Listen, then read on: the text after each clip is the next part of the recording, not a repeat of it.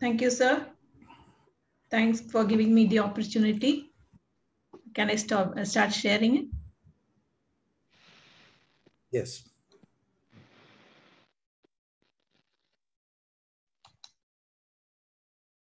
I think you have to allow me to share. Yeah. You are one of the co-hosts. I think you should be able to. Yeah, thank you.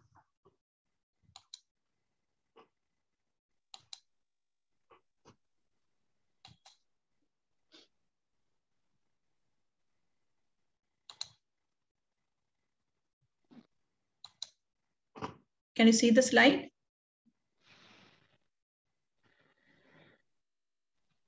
Can you all see the slide?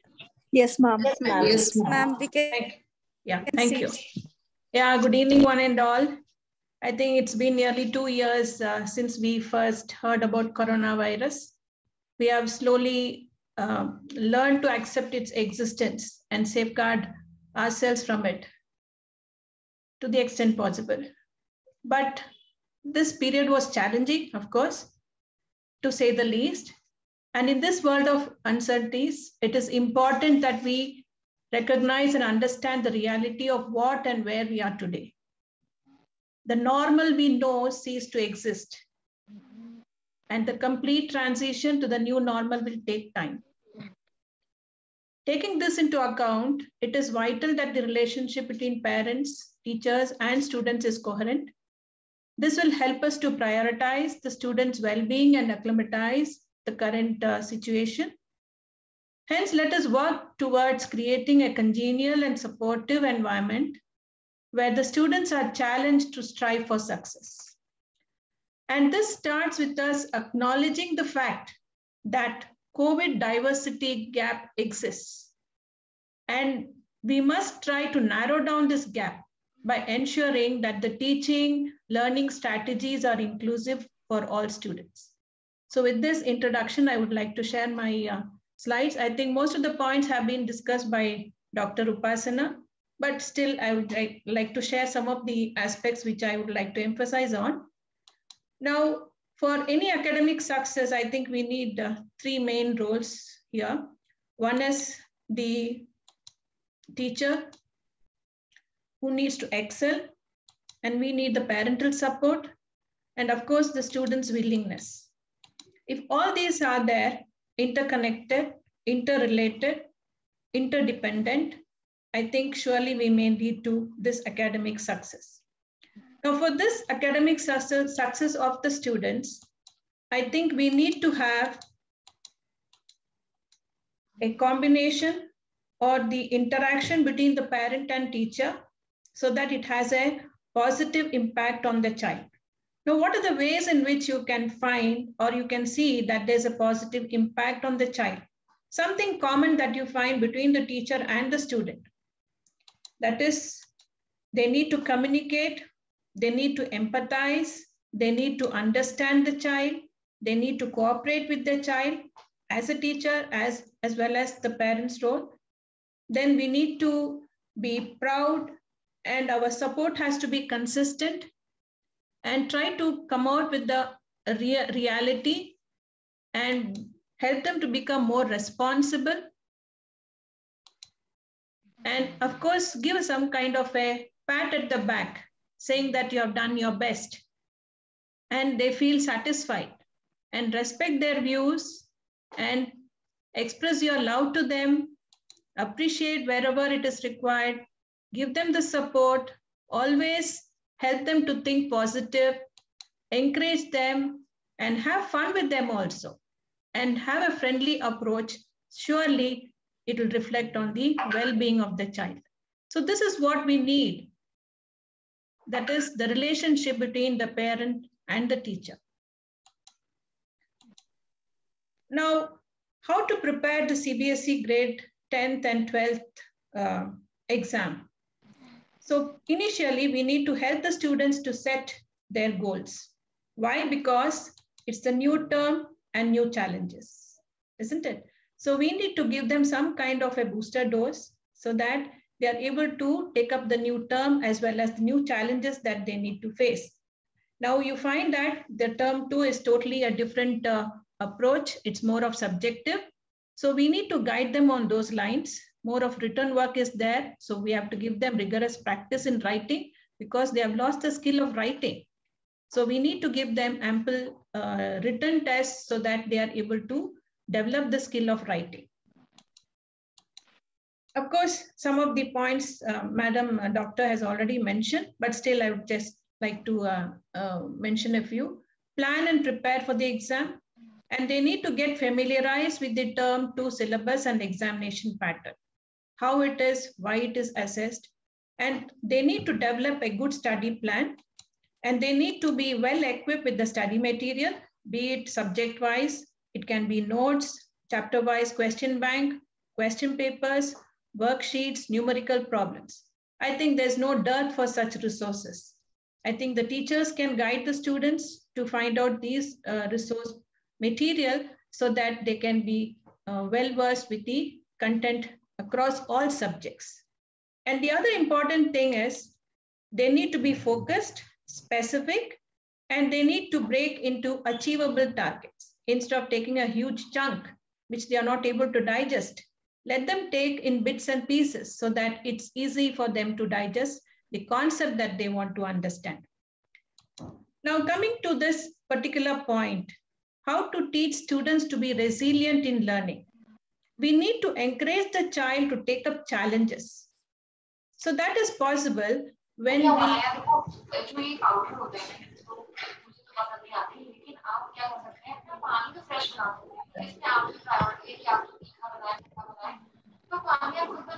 request the participants to mute the mic.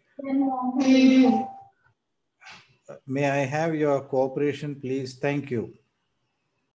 Yeah.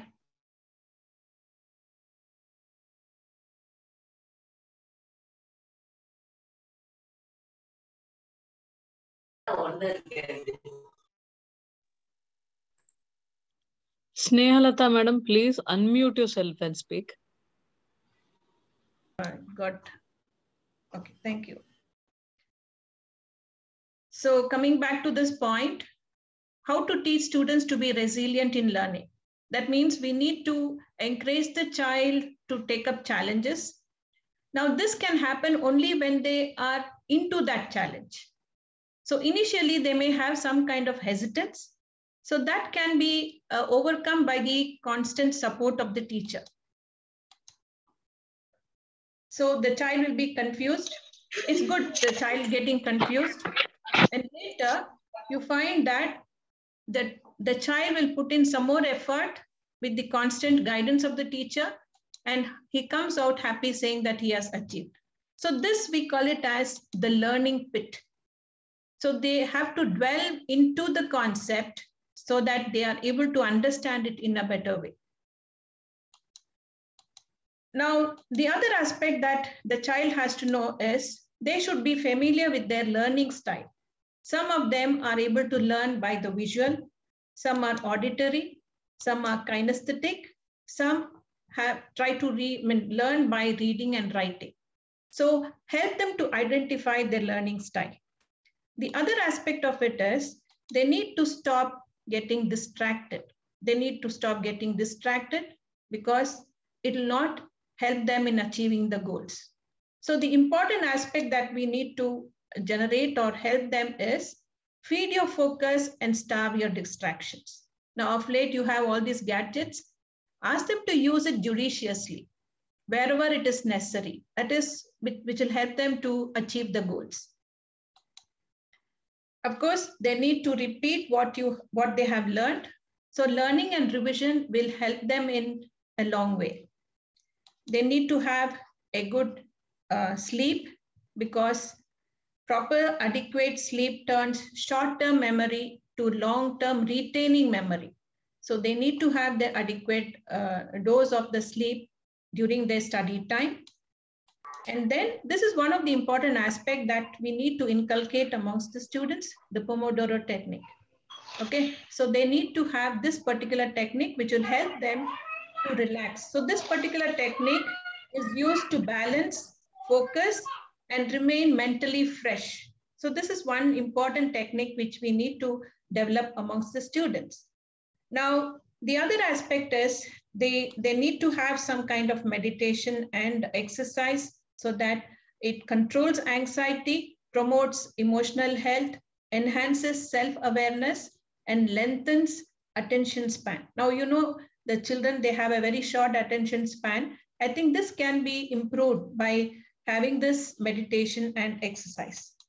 And they need to always start with the breaking the hard nut, that is taking the difficult concept first so that it can help them to boost their or develop the confidence. When once they feel that they are able to solve the subject which they find it very difficult, they are able to improve their confidence level. Of course, they can have this particular shift between subject categories. I think there are different subjects. Some are memory-based, like for example, economics, biology, history, geography, etc. Whereas there are some which are problem-solving subjects, like chemistry, maths, physics, computer science, accountancy. And some are interpretation-based subjects, like English and languages. So we need to juggle with these subjects so that we can shift from one category to another, so that again it will help to increase the confidence level.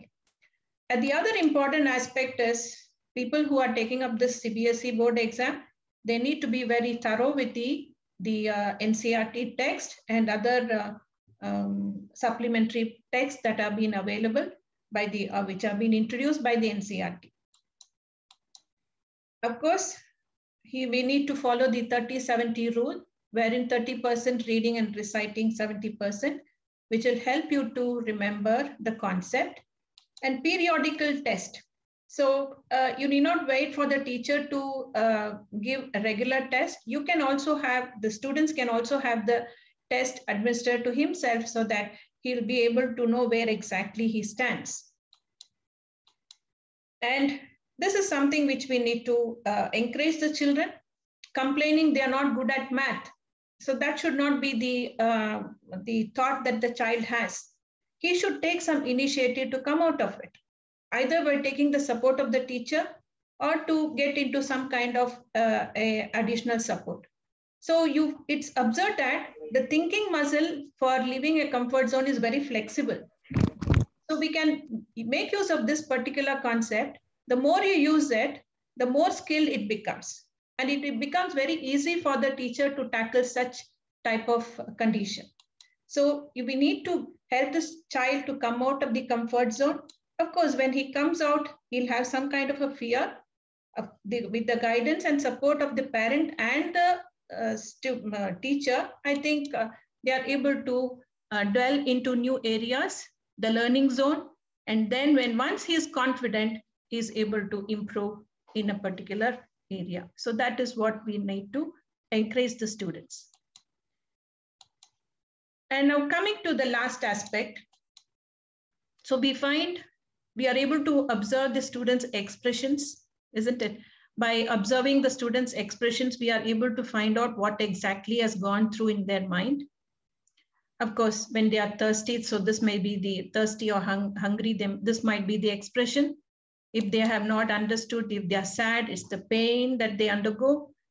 And if they are tired because they are not able to understand, that's the expression. Fear, if they have a fear of a particular subject. Then if they have not achieved well, that's a sad expression. And if they get annoyed of not getting the goal or reaching the goal, this is the expression. And finally, if they achieve something great, it always leads to laughter. So we need to rule out these three, that is thirst, hunger, pain, tired, fear, sad, angry. Let us try to instill these two aspects into children. So this is what I just wanted to share with you. Thank you.